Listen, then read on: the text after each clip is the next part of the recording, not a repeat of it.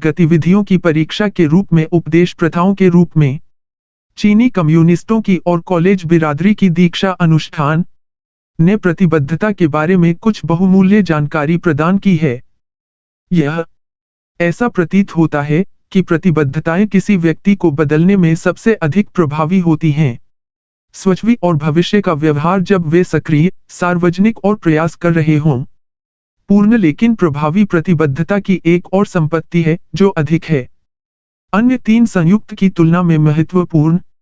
यह क्या है, इसे समझने के लिए हम सबसे पहले जरूरत है कम्युनिस्ट इंटर के कार्यों में पहेली की एक जोड़ी को सुलझाने की। रोगेटर और बिरादरी भाइयों। पहली पहेली बिरादरी के अध्यायों को अनुमति देने से इनकार करने से आती है।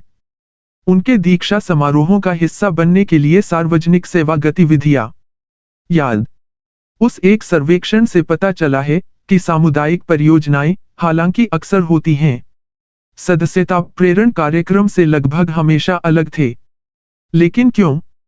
यदि एक प्रयासपूर्ण प्रतिबद्धता है तो बिरादरी के बाद क्या है? उनके दीक्षा संस्कार। निश्चित रूप से वे पर्याप्त अरुचिकर संरचना कर सकते थे और अपनी प्रतिज्ञाओं के लिए जोरदार नागरिक गतिविधियां बहुत मेहनत है।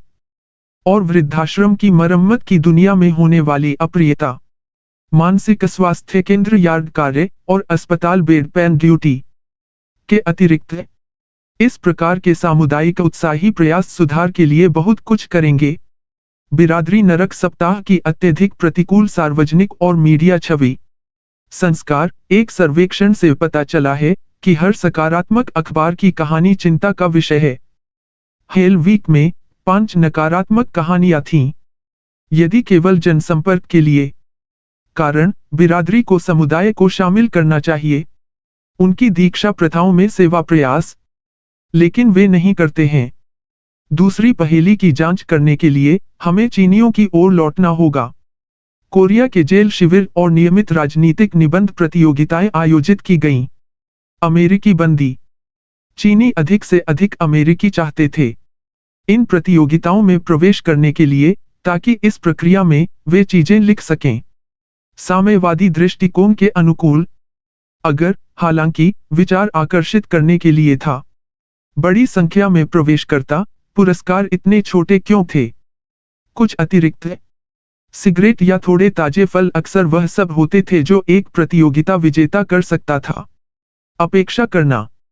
सेटिंग में ये पुरस्कार भी मूल्यवान थे, लेकिन फिर भी बहुत बड़े पुरस्कार थे। गर्म कपड़े, विशेष डाक विशेषाधिकार। शिविर में आवाजाही की स्वतंत्रता में वृद्धि जो कि चीनी कर सकते थे। निबंध लेखकों की संख्या बढ़ाने के लिए उपयोग किया जाता है। फिर भी उन्होंने विशेष रूप से चुना बड़े, अधिक प्रेरक पुरस्कारों के बजाय छोटे को नियोजित करने के लिए। हालांकि सेटिंग्स काफी अलग हैं। सर्वेक्षण किए गए बिरादरी।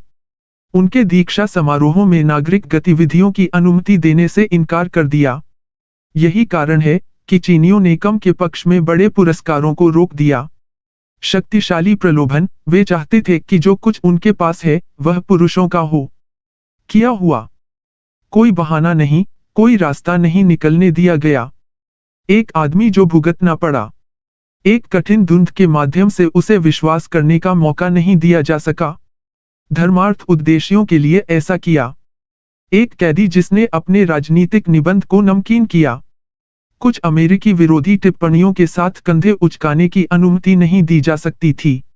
इसे एक बड़े इनाम से प्रेरित के रूप में बंद करें। नहीं, बिरादरी अध्याय और चीनी कम्युनिस्ट रखरखाव के लिए खेल रहे थे। यह पर्याप्त नहीं था। अपने आदमियों से प्रतिबद्धताओं को मिटाना उन पुरुषों को लेने के लिए बनाया जाना था। उनके कार्यों के लिए आंतरिक जिम्मेदारी। राजनीतिक के लिए चीनी कम्युनिस्ट सरकार की आत्मीयता को देखते हुए एक प्रतिबद्धता उपकरण के रूप में निबंध प्रतियोगिता, इसमें कोई आश्चर्य नहीं होना चाहिए। 1989 के बाद इस तरह की प्रतियोगिताओं की एक लहर दिखाई दी। तियानमेन स्क्वायर में नरसंहार, जहां लोकतंत्र समर्थक प्रदर्शनकारी थे, सरकारी सैनिकों द्वारा मार गिराया गया।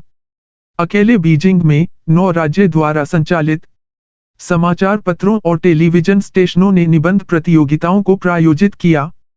प्रतिक्रांतिकारी विद्रोह का शमन,